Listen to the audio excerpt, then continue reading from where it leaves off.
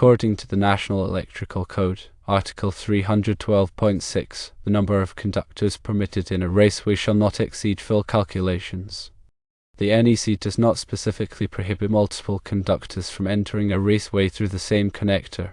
However, it is important to consider several factors. Firstly, heat buildup. Running multiple conductors through a single connector can create heat buildup, which can damage the insulation and lead to electrical hazards.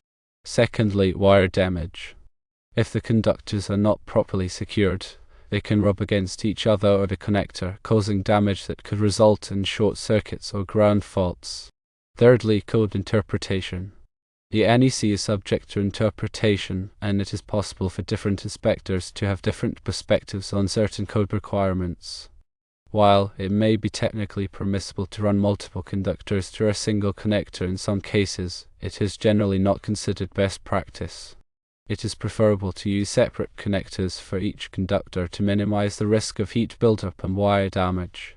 It is recommended to contact the local building inspector to get their official interpretation of the code requirement in this specific case. Consider consulting with other qualified electricians to get their professional opinions. Also consider using separate connectors for each conductor to ensure compliance and safety. When dealing with electrical installations, safety should always be the top priority. Overcrowding conductors can lead to several issues that compromise safety and long-term reliability. For example, excessive heat generated within the enclosure can degrade insulation over time, increasing the risk of short circuits and ground faults. This is especially true in enclosed spaces where ventilation is limited. Furthermore, physical damage to conductors is a significant concern. Sharp edges on connectors or the enclosure itself can nick or abrade the insulation, creating weak points that are susceptible to failure. Proper installation techniques, such as using appropriate bushings and securing conductors properly, are essential to prevent such damage. The National Electrical Code aims to provide a comprehensive set of guidelines to ensure safe electrical installations. However, the code is not always explicit about every possible scenario, and interpretations can vary among inspectors and electricians. This is why it's crucial to consult with local authorities and experienced professionals to clarify any ambiguities. In addition to the NEC, local codes and regulations may impose additional requirements. These local rules often address specific conditions or concerns prevalent in a particular region. It's essential to be aware of and comply with all applicable codes and regulations. Furthermore, using separate connectors for each conductor offers several advantages.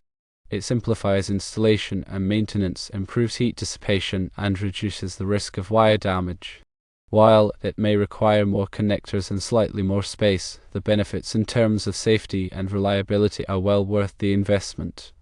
To delve deeper into the topic, let's consider some specific scenarios. Suppose you have a subpanel with multiple branch circuits originating from it. Each branch circuit typically consists of a hot wire, a neutral wire, and a ground wire. If you were to run all these wires through a single connector, the combined current flow could generate significant heat. This heat can then affect the surrounding components and potentially lead to insulation breakdown. Moreover, the physical crowding of conductors can make it difficult to trace and troubleshoot circuits. During maintenance or repairs, it may be challenging to identify specific wires without disconnecting and rearranging them, which increases the risk of errors. On the other hand, if each branch circuit has its own dedicated connector, the heat is more evenly distributed, and the wires are easier to manage. This makes it simpler to add or modify circuits in the future. Another important aspect to consider is the type of conductors being used. Different types of conductors have different insulation ratings and heat tolerances. For instance, conductors with higher temperature ratings, such as those insulated with THHN or XHHW, can withstand more heat than conductors with low temperature ratings, such as those insulated with NMB. However, even with high temperature conductors, it's still essential to minimize heat buildup to ensure long-term reliability. When selecting connectors, it's crucial to choose those that are appropriately sized for the conductors and the application. Connectors that are too small can restrict current flow and generate heat, while connectors that are too large may not provide a secure connection. The connector should also be listed and labeled for the specific type of conductors being used. Furthermore, proper torquing of connectors is essential to ensure a reliable connection. Under-torqued connectors can loosen over time, leading to increased resistance and heat generation. Over-torqued connectors can damage the conductors or the connector itself. It's always best to follow the manufacturer's instructions for torquing connectors. In addition to the physical aspects of conductor installation, it's also important to consider the electrical calculations involved. The NEC specifies the allowable ampacity of conductors based on their size, insulation type, and ambient temperature. The ampacity is the maximum amount of current that a conductor can safely carry without overheating.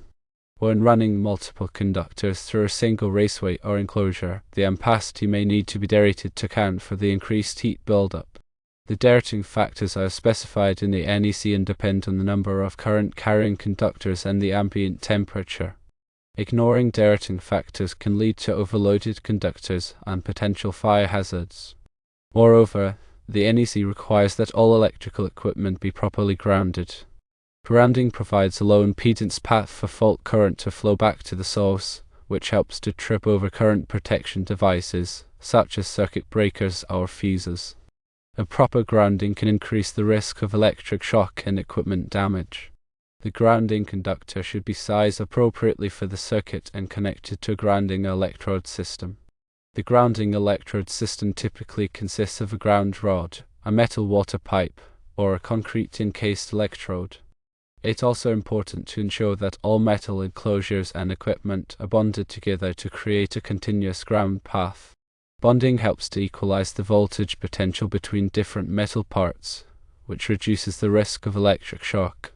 In summary, running multiple conductors through a single connector may be permissible under certain circumstances, but it's generally not considered best practice. Heat buildup, wire damage, and code interpretation are all important factors to consider. Consulting with local inspectors and qualified electricians is essential to ensure compliance with all applicable codes and regulations. Using separate connectors for each conductor offers several advantages in terms of safety, reliability, and ease of maintenance. Remember to follow proper installation techniques, select appropriately sized connectors, and torque them correctly. Always prioritize safety and consult with professionals when in doubt. When dealing with electrical systems, it's better to be safe than sorry. Therefore, always err on the side of caution and take the necessary steps to ensure a safe and reliable installation.